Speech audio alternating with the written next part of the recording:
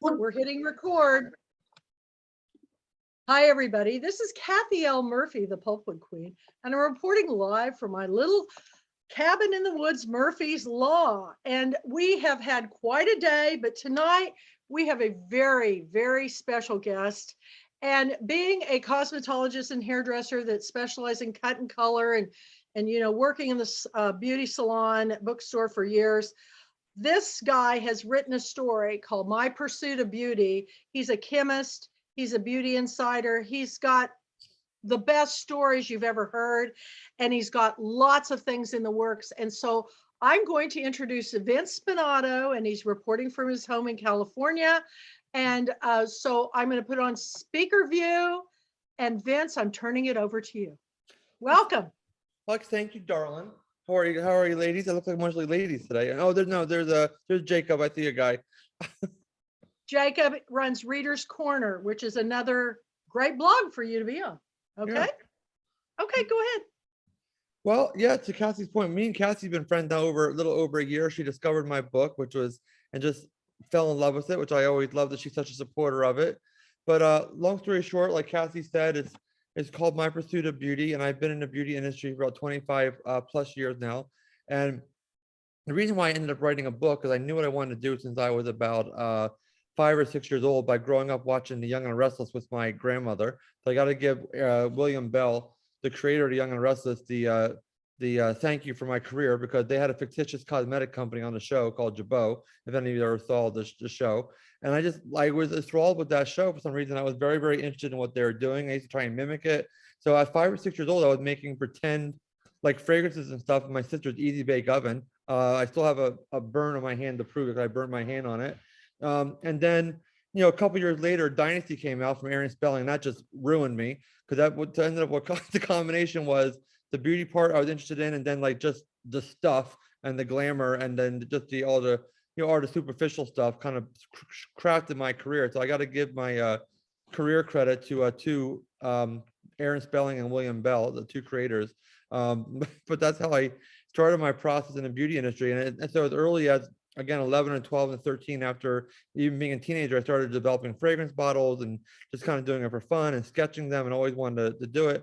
And when I was in college in Pennsylvania, I was close enough to New York City where I was so not interested in what I was doing at the college. I would drive back and forth like twice a week to New York City and go knock on the doors of Revlon and Redken and L'Oreal and Lauder and Arden and Chanel. And that was before 9/11. So we actually were able to go knock on a door, and show up. Now you would get tackled to the ground. You try and get into these buildings. But I used to go up there and just, chat with them. And at age 20, I just said, screw it. I know what I want to do. And I got in the car and just drove to California. And that's where I ended up and where I'm still at. And I didn't know where I was going or what I was doing, if I was going to end up in Chicago or just one block away or in Denver or in San Francisco. And I was just driving, and then I finally hit the ocean in Malibu. I'm like, well, it's either here or Tokyo. There's not much further I can go this direction. And that's where I just stopped, and that's where I stayed. And I started my career, from there. And chime in, Kathy, feel free to ask me questions. I just want you to tell them what you went to California in. What kind of car? Well, I went in a kind of a half-assed broken down BMW, but I had a big U-Haul attached to it. I think the story that Cassie likes is I was enthralled in trying to get into the beauty industry right away. And I pulled up to the Vidal Sassoon salon in Beverly Hills on Rodeo Drive at the first hour I got there. And I still had my U-Haul attached to my truck, and I already was trying to make connections in a matter of the first couple hours. So that ended up being my very, very first project, and it actually worked out. I ended up being not a happy thing, but Vidal and Beverly Sassoon got divorced, and Beverly Sassoon, who was his ex-wife now at the time, won the hair care line in the divorce, and Vidal got to keep his name in the salons and all of that. So he kept his image and his name in the salon, but she kept the hair care line. And she had no idea about hair care. She was an actress down in Mexico, telenovelas and soap operas down in Mexico. And we hit it off, and she's like, if you know about the beauty industry, I said, I don't really know, I'm just starting, but we'll help you do it. And so lo and behold, I helped her revamp the whole entire Vidal Sassoon hair care line, which took a couple years. And then she was very connected in the industry, and that turned into now to becoming, then I met Jennifer Lopez, and I did her second fragrance for her called Still. and then Michael Jordan, then Jessica Simpson, and then so on and so on. So I kind of by accident became the celebrity, chemist for fragrances, hair care, skincare, baths and bodies. That's kind of the direction I was going in. So but now we do it for salons, spas, retailers, private people, celebrities, doctors, and all over the map. It's just incredible because when I was in beauty school, Vince, back in Manhattan, Kansas, a guy graduated and he went out and he got a job with Vidal Sassoon, and I was too chicken. I wanted to do it, but I was scared. And so the bravery that you had in leaving college to just drive out there and start knocking on doors, where do you think that came from? I get asked that question a lot, Kathy, and really my answer is I think you have to be wired that way. I think that I don't know. I don't think it's learned or taught, because people ask me all the time about entrepreneurship and how do you do that. And really the truth is you can't just like say I'm going to be an entrepreneur. Either you're wired that way or you're not. I mean, I never know. I mean, during that whole process, I never knew where the next dollar was going to come from. A lot of times I had nothing in the bank at all, and sometimes I did well, and and even to this day, it's still the same way. It's still up and down. There's good months and bad months, and you have to be willing and able to go through that ride. And the reason why I know for sure, I would have, when things would get really hard, I say, okay, I need to go out and get a regular job and blah, blah, blah. And still to this day, I'm 47. I never worked for anybody a day in my life. I never been on I've never been on a W-2. I've been on a 1090 my whole life. I opened my company when I was 20, so I never worked for anybody. And I tell you that because I went on some interviews, and this is not even a joke. This is like true story. I would go in to these interviews. They go, hey, blah, blah. Oh, we like you. We're going to hire you. But, we start here at 8. I'm like, oh, well, I'm going to probably come in around 9. And they're like, well, you can't wear jeans. Well, I pretty much wear jeans. So I couldn't even comprehend what they were saying to me. And it wasn't like a joke. I wasn't being a smart ass. I just didn't get it. So I'm 1000% wired entrepreneurial. And even when I would say, okay, I gotta have to go get a job tomorrow morning. Oh, I can't make it work this way. And the following morning, like I'm back to like doing it again on my own. I just can't do it. I'm very insubordinate. I guess the best way to put it. Yeah, I get that because it's really hard for me to. I've done it. I worked for May Company and Elizabeth Arden and I enjoyed it, but there's a lot of rules, and I don't go by rules. In fact, the only rule for the Pulpwood Queens is to wear a tiara and read your book. Read our good books. Yeah. So I think honestly you're wired that way, and it's not a really good answer because you can't really say, okay, just go out and do it. You can go out and try and do it, but if you get too scared right away or you get too nervous, it just doesn't work. Yeah. Well, it's an amazing story. So you wrote a book about your life, and it's called My Pursuit of Beauty, and it took you a long time, didn't it? It took almost 10 years. Number one, because I have every learned disability you can imagine. I have ADD, dyslexia, OPP, PMS, ESPN. Every initially NAACP, everything you can imagine. So I wasn't able to write it. So I dictated it to Mickey Goodman, who is my ghostwriter in Atlanta, Georgia. He's a brilliant ghostwriter. And it's kind of a funny joke because me and my publicist went to go meet her for the very first time. And at the time I was like 38 years old. And Mickey at the time was in her early 70s, which was fine. But I was this young guy and whatever. I said, oh my God. And I saw her role. I said, this can't be our writer. She's 100, and the joke was with me and her, well, could we're like brother and sister. We get along so well. And this woman, awesome. That's why I'll never be ageist in my entire life. I'm just not wired that way. But my brain right away at one time, like, oh my, how am I going to tell my story to a woman who's 40 years my senior? And she captured every single thing about me, my voice. She was able to do it. I mean, I talk like Auntie Mame talked. Do you remember that movie? She just would, they go around and that's the way I talk. And she was able to do it. And she put a beautiful story together. Every single word in the book is mine, but she was able to make it into a comprehensive, flowable, readable story. Because I'm not would be like talking to me now or hearing me now, you'd be all over the place. It'd be really hard. So I always bust her ball saying that we were definitely the unperfect match, and we were absolutely perfect together. It couldn't have been any better a combination. It's some of the stories in your book are quite frankly unbelievable, but I believe every word of what happened to you. What's your favorite story in the book that you'd like to share? Well, my favorite story, I had to be truthful about it. It's not one of the positive stories. It's kind of a negative story. I mean, but I am personally, I gotta give you some background. It won't make any sense. I'm personally a World War II history buff. I've been that way my whole life since I was a kid. So I can take anybody through the war, from the German side to the Japanese side, from the American side, the British side, the Soviet Union side, et cetera. So when I studied World War II, I minored in Holocaust studies. You know, in college, I've always been interested in Holocaust in general and how that actually happened, how it could never happen again, we hope. And so I'm really always very interested in that subject. So me and Mickey were just finished. The book actually was done, and we were in editing. At that point, I went over to Poland to work on my product line I have called Caviar and Diamonds. It's being manufactured in Warsaw, Poland. And one thing I wanted to do my whole life was to go to Auschwitz and actually, and visit, pay my respects. I'm a Roman Catholic. I'm not Jewish, so what's not that? It's not a religious connection. I just was very, very fascinated on how that could have happened and why. And try. I always kind of even I even studied Hitler because I just wanted to see how one lunatic, crazy person could literally manipulate a whole entire continent. And that's really what more I was kind of interested in. And then I wanted to go there and pay my respects. And so I got there. And one thing that I did is I actually bribed a security guard to let me sleep on the camp overnight, which of course you're not allowed to do. It's a museum and it's a cemetery, obviously, right? For 7 million people got murdered there. But I wanted to try and have the experience to try and feel what happened, kind of feel what there. And it was just what you would think. It was life changing. I went to bed one night being myself. The following day, I was somebody different. And I even I try to be authentic as possible. I gave my cell phone to the security guard. Unfortunate night, it poured rain. There was freezing cold. It was only about 40 degrees. I slept on the barracks in one of the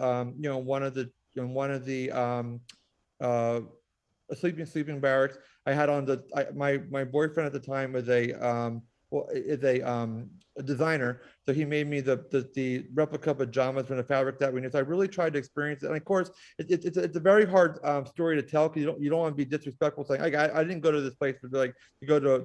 It's not an amusement park, but I went there trying to pay my respects and try and get an idea of what the experience could have possibly been like. And to be where I was at, on my side there was there's things written in Russian and in Polish and in Hebrew, on the wall. So I mean, it just was like an unbelievable experience. And I woke up that following day a different person. So it changed my life. And so much so that I came back from Poland. I actually called Mickey from Poland to call Book Logics, who's my publisher in Atlanta.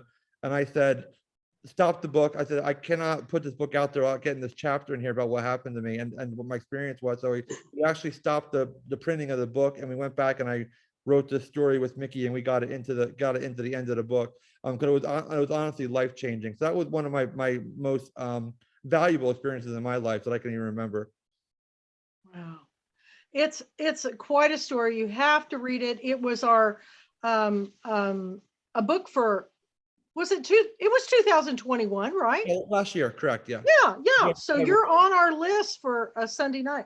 So so you did this book, and then you're creating these products, and you explained, we've talked a lot about everything that he does, and you've got levels of product lines that you do, from creating toiletries for hotels, and then you got your creme de la creme, which is your caviar and diamond line that is very expensive, but I'm sure fabulous.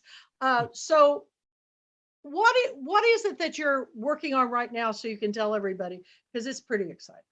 Yeah, it is. And to Cassie's point, this is my highlight of my career so far. In addition to, like I mentioned, in World War II, that whole period of time, I'm interested. I've always been, all my family was musicians. My dad played trumpet. My grandfather was a conductor of the Philadelphia Symphony for 35 years. He was a composer. My grandmother played piano. My grandfather and my grandmother met playing in the Laurel and Hardy silent pits, and in the silent movies during Laurel and Hardy. All the scores for that movie were all written by my grandfather. So he was 17 at the time. My grandmother was 14, and they went back to Italy and they got married at 14 and 17, and they were married for almost 82 years. So it's kind of, I think it's actually a record. I want to look it up, but I'm telling you all that because I grew up with all my music I grew up with, all we ever heard in the house was Louis Armstrong and Ella Fitzgerald and Judy Garland and Doris Day and Rosemary Clooney. So that's what I grew up with and what I loved. And so now flash forward, Lorna Luff, who is Judy Garland's daughter, got a hold of my book and my product line. And she reached out to her sister, Liza Minnelli, and they chatted and said, we want to bring this guy in to develop a fragrance for my mother, for Judy.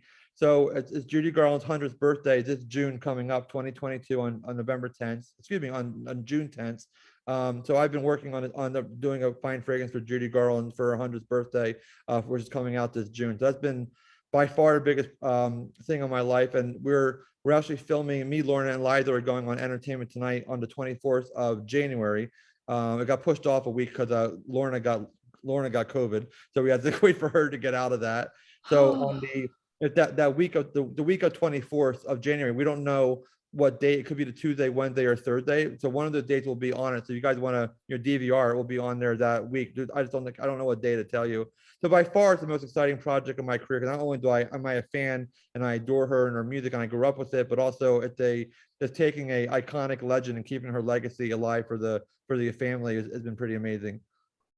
And the fragrance is unique and is unisex, which I think is right. very cool. Yeah, it is unisex, and the way we started was we, of course, because her children are still alive, Joey, Lorna, and Liza, we were able to find out everything from what her mother liked, what she didn't like, what she wore, what she didn't wear, everything, from even her favorite foods, her least favorite foods, and that all comes into play when you're developing a fragrance for a legend like she is.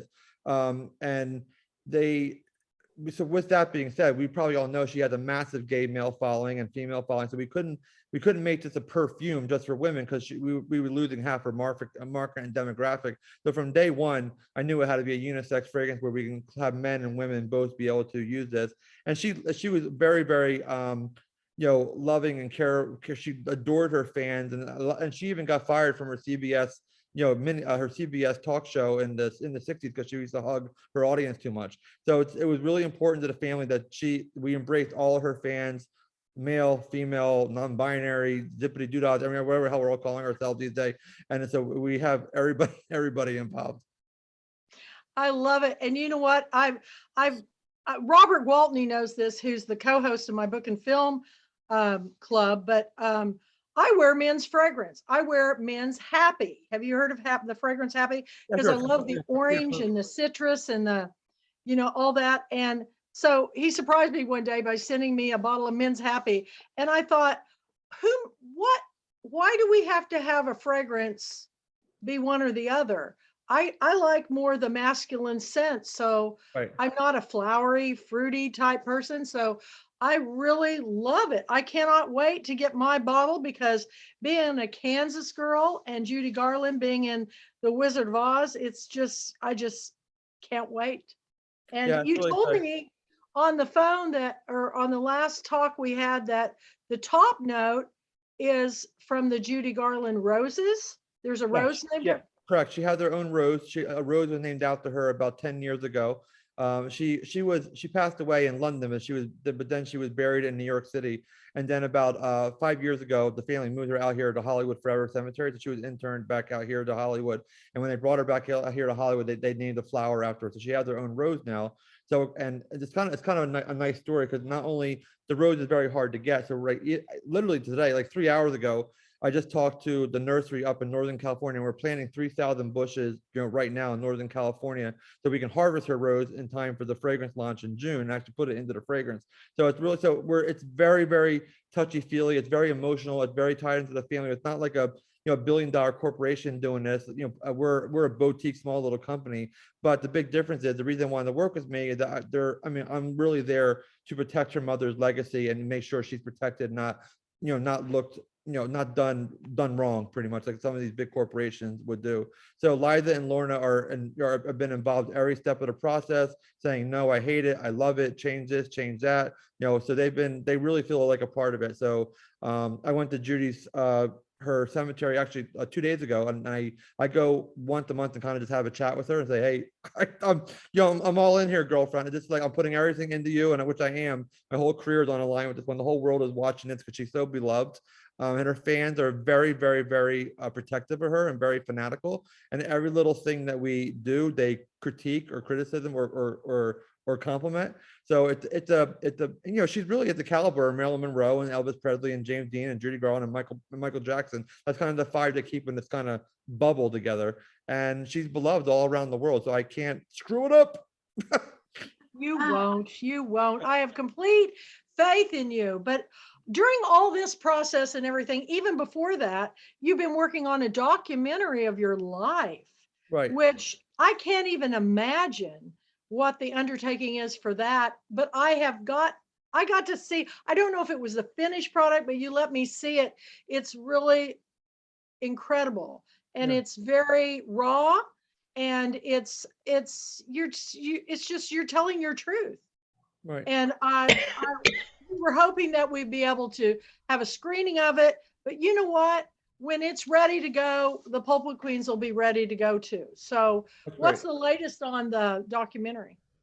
We actually, that's why the only reason why we couldn't see it tonight, that we just literally about a month ago had our world premiere at the Man Chinese Theater, Hollywood, where the footprints are all out. It's like Graham's Chinese. So that was really, really exciting for me. That was like this big iconic theater that's been there for 70 years, all the Hollywood history. So we just had that. And the reason why we couldn't do it tonight, because we're still finding a home for it. Now it's going to either land on Apple or Hulu or Netflix or whatever. So we're not allowed to show it until it lands on one of these platforms. So that's where we're negotiating at the moment, and that's where, when we still don't know where it's going to live yet, but it's going to be one of those ones, and I'll let you know as soon as we know what it is. Well, we'll have to get you on our book and film club, and then tell everybody you can now watch it on this whatever streaming services that you pick. So as you go ahead, and with all this that you're doing, have you got some other goals in mind that you want to do? I'm sure you're going to be just overwhelmed with everybody wanting a fragrance and Well, that's actually kind of what happened. I'll tell you guys a real quick story. So as I told you, I've been learning. Liza has been involved in this whole process. So every time I had a revision of the fragrance, I go see them. So of course, the daughters that are able to smell it and give them their feedback, because they're speaking on behalf of their mother. And every time I went to meet with them, there's always been a couple women there, a couple guys there, and we have a little bit of a group, a feedback going on between a couple of people. And a couple ladies I really liked, I was kind of chatting with, and I didn't really know who. I just knew people's names. It was like Joe and Johnny and Lucy and Frank and all these kind of people that were there. And then a couple months later, after I'm talking to Liza one night, she's saying, "Oh, blah blah," and I said, "Would you be interested in doing another fragrance?" I go, "Well, yeah, of course. That's what I do." Anyway, one of the women that was there every single time was Lucy Arnaz, who's Lucille Ball's daughter. So she was there, and I didn't know who she was. I just knew her name was Lucy. I was calling her Lucy, and that was it. I mean, I didn't know what she looked like at the time. I knew who she is, of course. Long story short, is that we have a solid yes from her estate and Lucille Arnaz to do Lucille Ball next. So she's our second next fragrance, which is really, really exciting. And that's out there in the world and public, and really exciting. So now my new motto is gonna be, I work for dead people, I guess. But that's what it's just, But again, a massive, gigantic Lucille Ball fan. So once again, I'll be just as protective of her as I am of Judy. So it's really exciting to bring these women's legacies. I think to try and continue, to the 21st century with them. And Lucy is the equivalent to Judy movie and TV, right? It's almost kind of the same level, just a different delivery system. I mean, if I'm pointing at my TV, it's over here, like she's, but I mean, between the Hallmark Channel and and Me TV and these other ones. I mean, Lucille Ball is on TV every single day still, and I Love Lucy. And so people know who she is, and they still, watch her body of work. Same thing with Judy Garland. The movies just live on. So it's these two gigantic, legendary women now I'm getting to have the opportunity to do these fragrances for, which is really exciting. It really is, and it's timely too, because they just did the film with Renee Zellweger on Judy, and they just did the movie with Nicole Kidman on Lucille Ball, Meet the Ricardos, and I thoroughly enjoyed that film. Well, I'm really looking forward to see what you're going to be doing, and I just am proud to know you, Vince. I just think it's the coolest thing of what you have accomplished in your life. What does your family think about all this? I honestly, everyone's passed away already as far as my immediate family, but Oh, I have my nephew who's 28, and me and him are very, very close, and he's loved it. He's very interested in taking the company on when I tuck and roll someday, he gets a little bit involved in it, but besides that, I mean, there's not really much around except my partner Roberto and my friends and family, but but actually everybody in my life now is involved in the Judy project. The project has gotten so big that it's just like everyone in my life is involved in it somehow, whether it's bottles or graphic designs, or Roberto is creating, recreating 7 of her most iconic gowns, through one from Meet Me in St. Louis, one from Easter Parade, one from Summer Stock, one from Sun in the Clouds, and one from the Hardy Girls. So we have that going on too. So we're kind of honoring her in a lot of ways. wow. Vince is credible. And you just got back from Italy, I mean, it's been this past year you went to Italy, and I was following your travels. My goodness, those places you stayed were magnificent. It was really great. Yeah, they're beautiful places we got to go to. It's so nice. We got there right in between the sweet spot between Delta and Omicron. We got to sneak in and sneak out. Well, my friend Stephanie Chance is getting ready to take 2 groups to Italy in April and I think in May, like 4 weeks apart. Praying for everybody. Everybody stays safe and everything. But are you still just staying mostly in California? Or are you going back and forth to the plant, or where you work on this? Yeah, I'm trying to stay in California right now, but I am going to our plant in Arizona like in early February. So I go back and forth, but right now I'm trying to stay put, only because like Lorna got this COVID, so I got to get through this ET thing. So if me or Liza get sick now, then we're off again. So because they're doing PCR tests for everyone that's going to be on set. So if anybody in the collection of people failed, then we have to call the whole thing off. So I'm kind of just like staying in house on God's good humor. I've been here like for 2 years and I'm stark raving mad. So I actually have four. I got my 4 shots. I have 4 now. You So have 4? I do. Yeah. So I should be able to go around and start licking doorknobs at this point. I hope. I don't know, but that's where I'm at. One other thing we didn't mention is that you've been also involved in a lot of philanthropic work. And I think it's really amazing what you've been doing, because I can't remember the name of, but I've known people that it starts with a T. What's it called? With the hair. Oh, Trichotillomania, right? The hair pulling. Yeah. Yes. Yeah. And are you still working on that? Because I've known people. Yeah, Many I people. am. That's a big part of my book and my documentaries. For those of you who don't know, I have a disorder called trichotillomania, which is hard to say, but it's pretty much, in layman's terms, it's hair pulling. You pull out your hair, your eyelashes, your eyebrows, and I had it since I was about 10 years old. The weird thing is that it affects like 99% women, so I'm one of the lucky 1% men, that have it. But for that reason, I want to be able to talk about it and go out there, because a lot of men don't have it. So I that's one of my charities, and I work, and then I have 2 other ones. The ALS, which is what killed my mother. I do a lot with ALS, and then also one called Wells of Life, which is a wells in Uganda to give water to villages that don't have water. So those are my 3 main charities that I work with.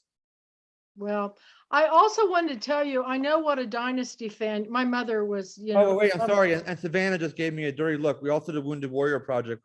Oh yeah. Yeah, not that you can tell, but she actually is a service dog for the Marines, but she doesn't really. Savannah, pick up your head and say hi. There you go. Thank you. So I take her down to Camp Pendleton, down in where the Marines are at by us, and we go see the Marines twice a month, and I just visit with them. So she's just a big love bug dog. That's all. She doesn't do like bomb sniffing or anything. She's a comfort dog. That's awesome.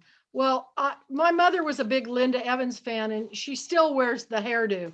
But on Saturday at 1:00, I have reporting in the power couple from Hollywood, Lorraine Dupree and Carlton Eastlake. Lorraine wrote for all those sitcoms, Dallas Dynasty.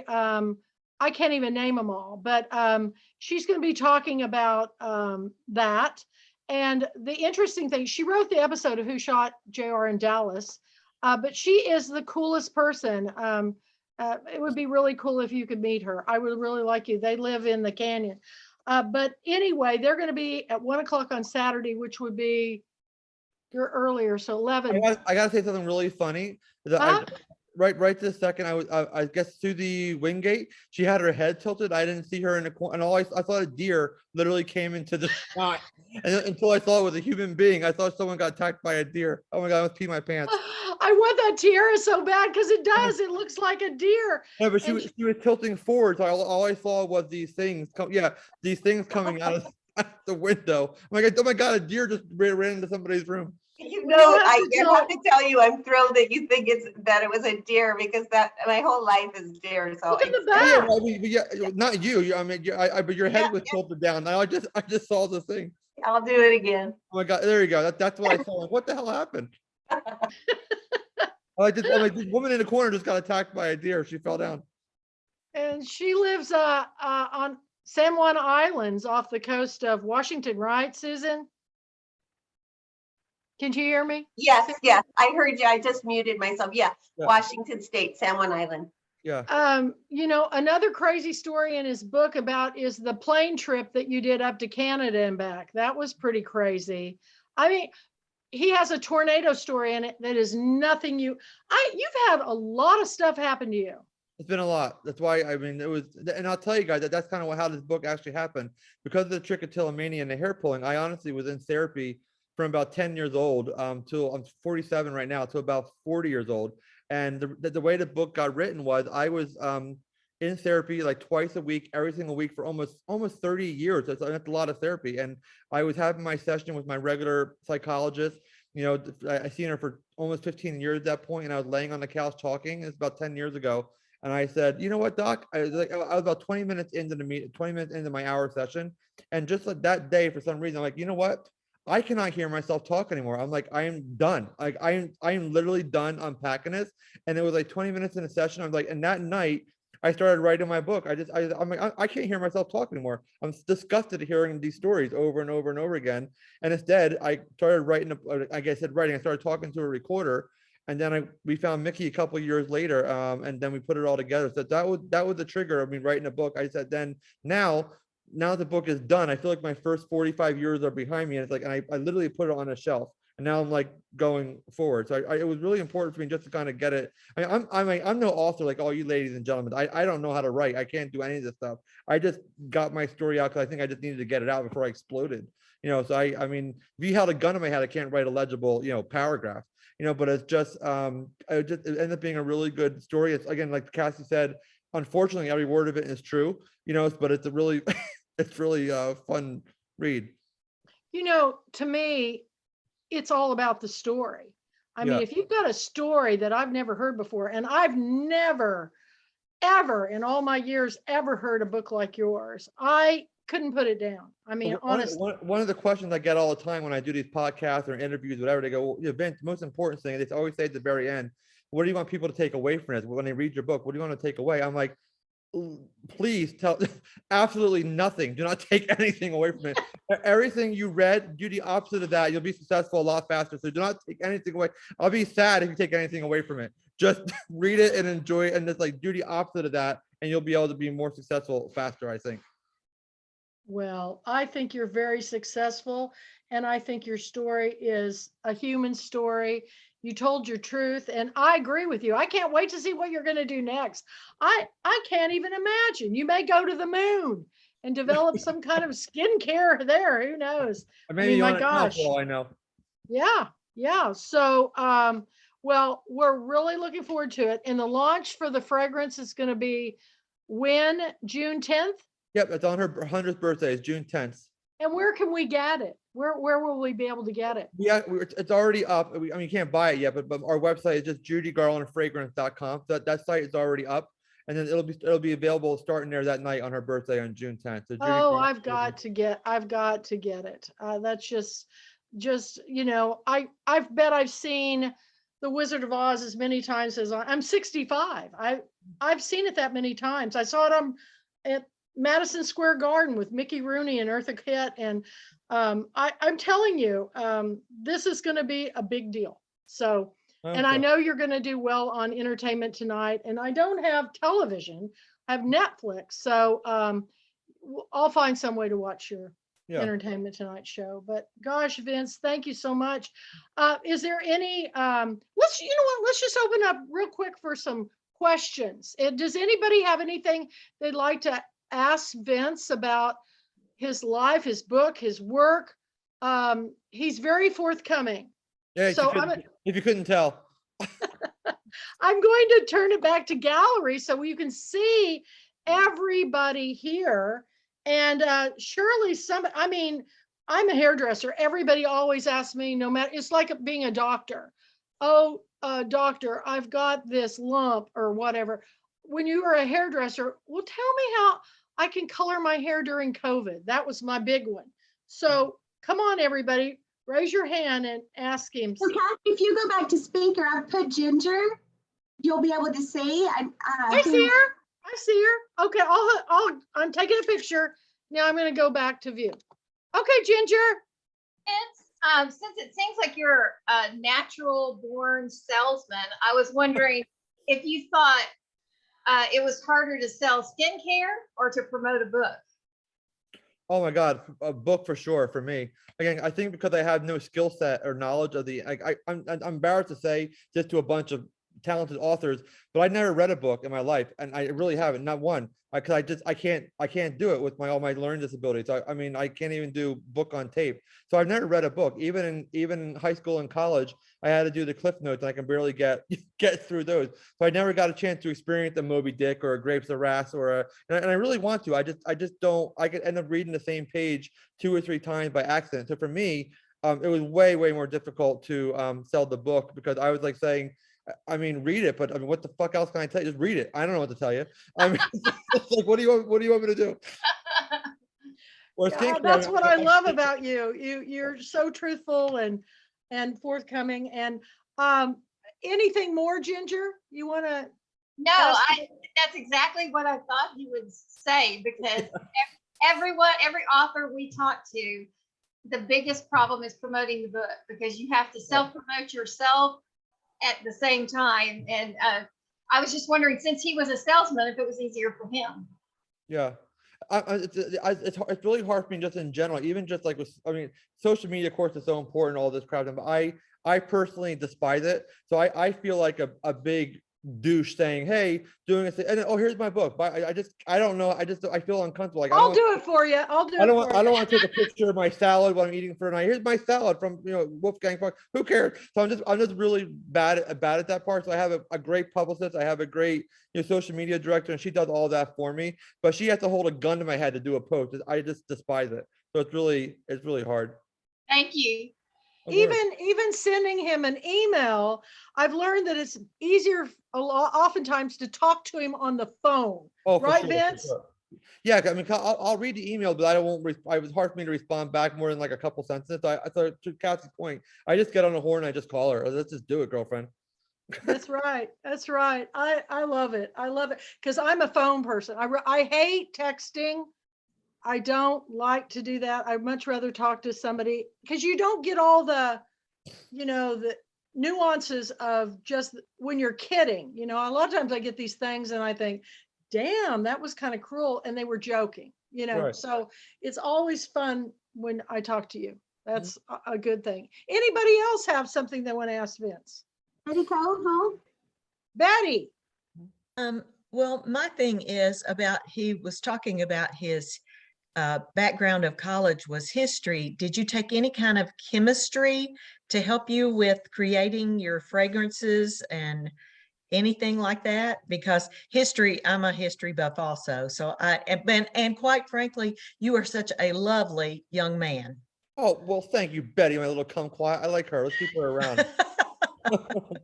and I did, Betty. I did do a lot of chemistry in college, but the cosmetic chemistry degree does not exist in the United States. I mean, it's very popular in Europe, but not here. So you have to kind of create your own major. So that's why what happens is if you want to do it, you kind of major in chemistry, which I did do. But I did chemistry, international business, and minor in Holocaust studies. So that was the 3 things that I did, and it was a hell of a combination. It was bizarre, right? But because the chemistry part, then what happened? Then you got to specialize with a company, and I went to Chanel for 2 years in Paris, and they taught me the beauty part of it. So you really you have to kind of go that's what I'm saying. Even in college, it's an entrepreneurial road I took even in college. And I'll tell you something really fast, and I'll let you guys wrap me up. But speaking of me being borderline retarded and Down syndrome, so I just was like, going through this like whole process where I had all these schools that I wanted to go to, like really Ivy League school, and I got no's from all of them. So every college I wanted to get to, I wasn't able to go. My SAT score was like a 620, which is like, that pretty much what made me like look like I couldn't read or write. I wasn't a test taker. And one of the stories I have in my book, which is like a whole chapter, was my colleges, which was Dickinson College in Pennsylvania. It's a really, really good school in Pennsylvania. It's like called a Baby Ivy. And I got a no from them 3 times in a row. I applied for early decision, I got a no. I applied for the regular decision, I got a no. And then there was one more open window they allowed us to, and I got a no there as well. So I had a no. So long story short, a couple of weeks later, I was disgusted. I got in the car, I drove to Dickinson in Pennsylvania, and I went right through the admissions office. I literally walked right by them, walked into the president's door. I closed the door, I locked the door, and I think the guy thought I was going to murder him. He didn't know who he even was. And I just started talking for an hour, and the guy with the president of the college thought I was so nuts. He listened to me, and I talked my way into the school, and I got a yes. And that's how I got there. So really from day one, that's kind of this way I'm wired. And I just, the no for an answer thing is this kind of way I think I am. And that's what, and now, and the funny thing is, to make my life even worse, a couple of weeks later, when I got to the university college, I checked in my room. I was there for 2 hours, maybe. I was on school for 2 hours, and a note was slipped under my door. And I think the president of the college thought he was kind of congratulating me. And I still had a letter today. I have it hanging actually in my office as a reminder.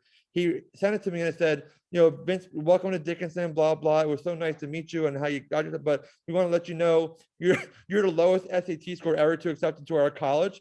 So I'm like, okay, so he literally just told me I'm the dumbest person here. So he thought it was a compliment. And I'm like, he just told me I'm the dumbest person in the college. So now I still have that letter to this day. And honestly, he actually ended up being right. The college and the kids that were there were way, way, way more intelligent than me as far as book intelligent. So I would study for like, 3 days and get a D-, but they studied for 1 hour and get an A+.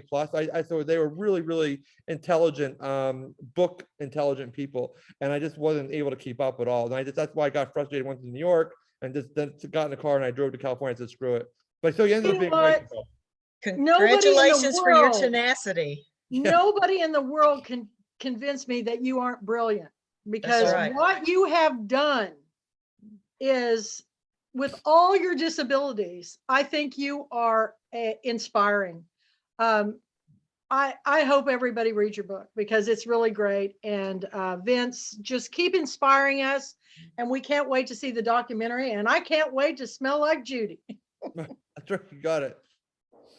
Okay, any last words for you before it's dark out there now. It's dark. Yeah, I did. I just wish good luck to Susan to make sure she's not getting tackled by another deer. Besides that, we're probably good. Jacob and Suzanne Kamada want to ask questions. That's right. Oh, okay. Suzanne Kamada is in Japan. Jacob is first. Okay. Well, I'll make it really fast. Vince, okay, Jacob. what made you? What's the best part about making fragrances? And then one other thing I have to say, I have a learning disability too. So college was a bitch for me, but I ended up graduating magna cum laude. Oh, good for you. But anyway, what's the best part of making a fragrance? And by the way, they still have that company on the Young and the Restless, by the way. Yeah. So I'm And by the way, Jacob, I graduated Hakuna Matata, so we're kind of yours is higher. Yeah. Yours is higher than mine. That's but what I say all about it. That's right, pressure mine.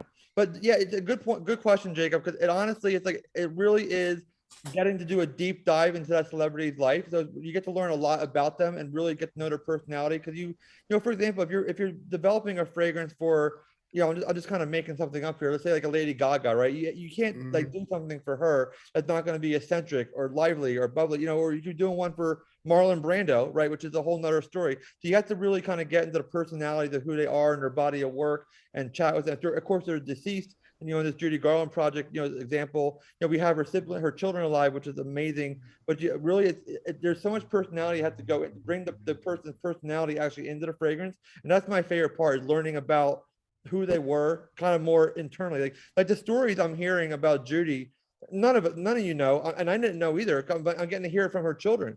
So it's amazing, all behind the scenes, what really was going on with her life, how the drug addiction took her down, why they drugged her at 15 years old to get her through the Wizard of Oz. I mean, she literally was drugged by Buddy Berkeley, and these people that wanted to get this poor girl through this. They didn't like her nose. They pushed her nose up. They strapped her boobs down with duct tape because she was getting older by the time, because Victor Fleming, who directed Wizard of Oz, was also doing Gone with the Wind at the same time. He was going back and forth a lot, and this poor guy couldn't get the movie done. And there were 3 directors on the Wizard of Oz. So Judy was becoming a woman while this was happening, and they just treated her like crap. And really from very, very, very early, she was just drugged up to stay awake, then drugged to put to sleep. And then Margaret O'Brien, who's a good buddy of hers. She was only 6 years old when Judy Garland was in Meet Me in St. Louis, and we got to hear all those stories how Judy took Margaret O'Brien on and protected her, made sure the same thing didn't happen to her. She made sure she watched her. So Margaret O'Brien, who's now 84, talks very openly about how Judy Garland saved her life, because she got all these directors too were trying to drug her and do this and keep her awake, because she was a child star like Shirley Temple was. And those young people, they don't have that kind of energy. So to answer your question, Jacob, in a very long way around, it really just kind of learning all the backstories, because like Betty was saying, we're history buffs, and I love to know what really went on. That was kind of what the story. It was really cool. Suzanne, you had a question? Okay, last question. What on a personal level, what are your favorite scents? So like if you created Vince the fragrance, what would it smell like? I'm personally in love with a lot of the Tom Ford scent. So I like orchids, really almost like smoke. It's the best way to explain. It's kind of like these smoky, florals, which is it's categorized really. Orchid is kind of number 1 for that. You kind of have there's dark orchids and more like white orchids. So I like that kind of smell with kind of like a powdery dry down to it. I personally don't like anything too sweet. So I like Kathy was saying earlier. I actually go, because I'm a man, I kind of go in a more female direction. So it's kind of funny. So that when you're developing a fragrance too, to answer Jacob's point again too, is that a lot of times when you work with men, celebrities or men clients, they say, oh, I want to do a fragrance that smells great for men. Women clients, again, will normally say, I want the fragrance to smell like the guy that I want to smell it on. So it's kind of the opposite. So the woman wants the fragrance to smell like the guy they're with, and the guys want to smell like a guy. So it's kind of interesting to kind of find that balance, where they go. So it really, unisex really is the way is really what's happening more about than anything, because just for that reason. So I like those more kind of powdery, toned down floral notes, nothing that's kind of really too bright or aromatic. That I like the fruits. So go kind of bring down some fruits. We have I have a one that I work with right now. It's called a Gasha Wood, which is the wood out of the Amazon, and it has a really kind of sweet wood note to it. And that's one I'd like to work with a lot. That's what I mixed that in the lab myself with, and I have my own little fragrance I take around in my pocket, which is like this Gasha Wood fragrance, which is like this, again, it's like a tree sap from the Amazon. So it's really fun. That sounds great. You have to come out with Vince. Without the Hep C attached to it. Yeah, and Suzanne is in Japan, so we are a true international. We've got people here from all over. You're great. Mandy, any other questions from anybody? Yeah. Okay. Well, I want to tell you that thank you for being here. We know you're busy. I've seen all the features that you've been, magazines and beauty industry insiders. His samples of his fragrance you had 3 different ones that you've been putting in magazines to kind of get, I guess, your clientele helping in decision, right? Yeah, exactly. So right now we actually just finished, but I did an A, B, and C fragrance option, because Judy's fans are so engaging. We wanted them to be a part of it. So we were running it all around the United States in Vogue, Harper's, Elle, GQ, W, all these magazines. So America got the vote on the fragrance. So what you do is open up the page and you scan the QR code and you smell the three, and then you vote on your favorite fragrance. So it's the first time it's ever been done for anybody, for a doctor, for a celebrity, it's never been done before. So it's the first time America's got to actually vote on the fragrance and what Judy's is going to end up smelling like. So now that we have a clear winner from the A, B, and C, now we took a hybrid of that happened to be letter C. Not that it means anything to you guys. You don't know what the letter C smells like, but it was letter C. And now that's become the base of the formulation as we're building on the final fragrance for that. That is Oh, very nice. cool. Very cool. Well, keep us posted on everything out your way, and just have a wonderful evening. We've got weather coming our way. I don't know. Sunny California may be pretty good right now, but we've got ice and all this stuff coming. So Yeah. Hopefully it was 74 today here. Yeah, hopefully you don't get that Texas thing you got last year. That was a mess. Yeah, I lost pretty much my roofs, my plumbing. I was without water Right. and heat and air conditioning for 3 weeks. Oh my God. Yeah. I'm a survivor. Yeah. So anyway, yeah, we survived, and I appreciate that. So you take care, have fun with your little pup, and have a good evening. You too. Bye from little cabin in the woods, Murphy's Law. Love Thank you, you, Vince. thank you, thank you. Excellent. The That was Kumquat's saying goodbye. Bye. Thank you guys. Bye. Bye, Vince. That was Bye-bye. awesome. Wow, that was incredible. Oh, he's so much fun to be around. And Mickey is in her 80s, who helped him put that book together. We interviewed her last year. She looks like the most prim and proper Atlanta Georgian person you could ever see. And watching the relationship between Vince and her it's really heartwarming. It really is. She's in it for the long haul with him. And I just think it's wonderful. So hope everybody enjoyed tonight. Get some rest, because tomorrow's going to be mega busy. And Mandy and I will be back, and Betty, and we'll see you for our big Saturday day event. And then it's the masquerade ball. So y'all just get your rest. You too. Bye, everybody. Bye-bye. Bye. Bye. Love to y'all. Bye-bye.